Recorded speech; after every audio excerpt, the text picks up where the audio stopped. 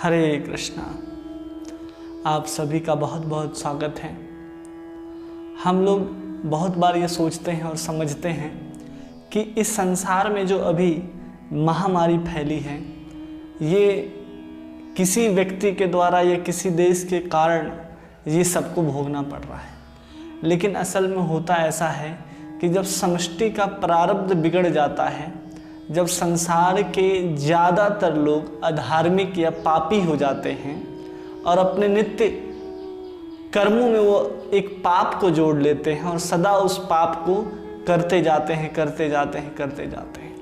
ऐसा एक लोग नहीं, संसार में रहने वाले 80% लोग जब ऐसा करने लग जाते हैं, जिसके कारण समष्टि के प्रारब्ध के बिगड़ने के कारण एक दैवी आपदा के रूप में महामारी हमारे बीच आकर के उपस्थित होती है। तो ये जो महामारी हम लोग को देखने के लिए मिल रही है, ये महामारी पूरे संसार के लोगों के द्वारा जो कृत्य किए जाते हैं प्रकृति के प्रति, जो संसार के पशुओं के प्रति, संसार के पक्षियों के प्रति, किसी व्यक्ति के प्रति हिंसा भावना, ये जितने भी आप देखते हैं जो क्रूर व्यवहार है मानव का मानव के प्रति, मानव का पशुओं के प्रति, उन सब के कृत्य के कारण सभी मनुष्यों का प्रारब्ध जो होता है वो बिगड़ जाता है। और उसी के बिगड़ने के बाद प्रकृति अपने आप को संतुलन रखने के लिए, कि अपने आप को बचाए रखने के लिए प्रकृति इन सभी लोगों को दंड देती है।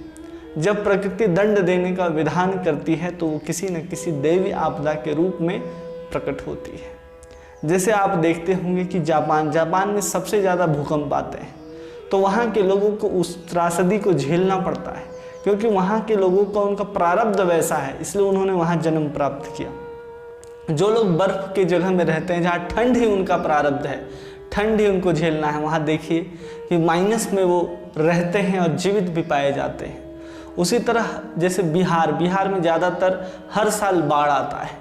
क्यों आता है?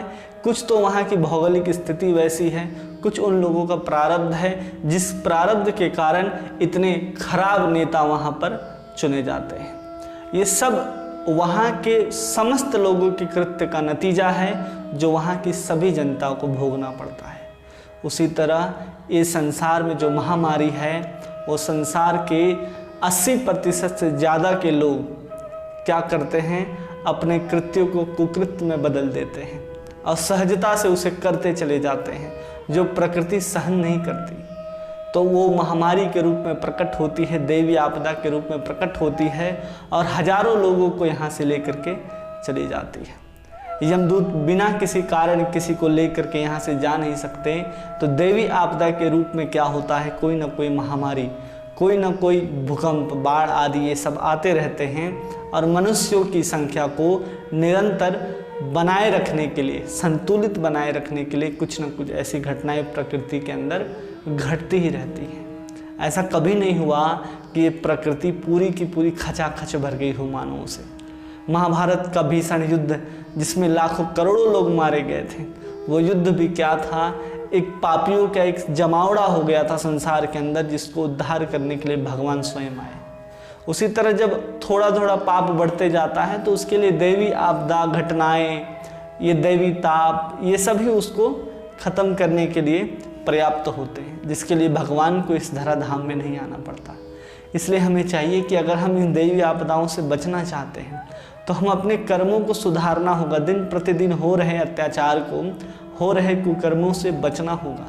आए दिन लोग मांसाहार करते हैं, किस लिए करते हैं? सिर्फ और सिर्फ जीव के स्वाद के लिए।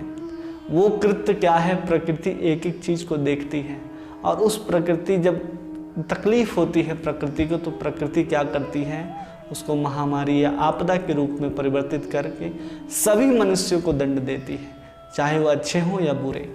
जब आपदा आती है तो अच्छे और बुरे को नहीं देखा जाता, सब उसमें एक साथ पिसते हैं।